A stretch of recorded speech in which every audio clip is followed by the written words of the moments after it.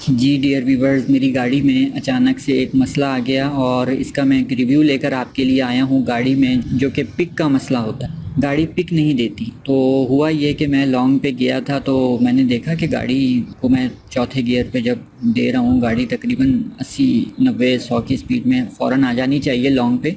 वापस में जब मैं आया मैकेनिक को चेक कराया, तो मैकेनिक ने चेक करने के बाद कहा कि आपके जो हेड टैपेट है इसके नीचे सील लगी होती है रबड़ की, तो वो पूरी तरह जो है वो डैमेज हो गई है और जगह जगह से जो है वो ऑयल गिर रहा है। तो ये एक बहुत बड़ा मसला है जो कि पिक ना आने की वजूहात होती है, क्योंकि जब एसी पे गाड़ी चलती है तो हीट का टेम्परेचर इंजन का बहुत ज़्यादा होता है, जो कि आपका कांटा जो है वो बिल्कुल सेंटर पे आ जाता है सख्त गर्मी में। और अगर आप लॉन्ग पे जा रहे हैं तो कांटा इतना ज़्यादा बीच में नहीं आता, वो हल्का फुल्का रहता है, क्योंकि कांस्टेंट स्पीड पे इंजन फिर भी इतना हीटअप नहीं बनाता है। अभी मैंने अपना हेड टैपेट खुलवाया है और उसके बाद दूसरा सील मैंने जो है रबड़ की जो हेड टैपेट सील है ये दूसरी डाली है और उसको सिलिकॉन ट्यूब के साथ अच्छे से कवर करके अब मैं बैठाऊंगा। उसके बाद मैं इसकी ड्राइव लूँगा। ये मेरा मसला छोटा सा था, पर अगर मैं किसी और मैकेनिक के पास जाता तो हो सकता है कि वो कुछ और वजूहात बता के कुछ और काम निकाल सकता था। इसके अलावा दूसरी बात ये होती है कि गर्मी में, सख्त गर्मी में आप अपने